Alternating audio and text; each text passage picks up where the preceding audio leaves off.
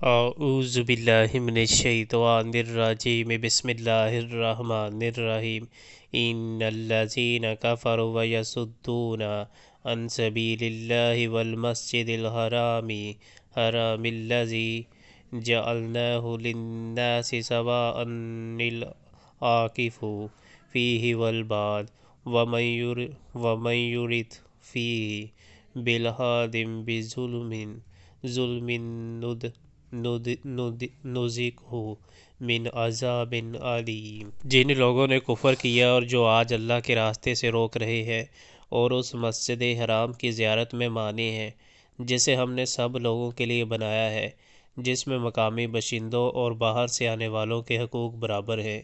ان کی روش یقیناً سزا کی مستحق ہے۔ اس مسجد حرام میں جو بھی راستے سے ہٹ کر ظلم کا طریقہ اختیار کرے گا اسے ہم دردناک عذاب کا مزج کہیں گے۔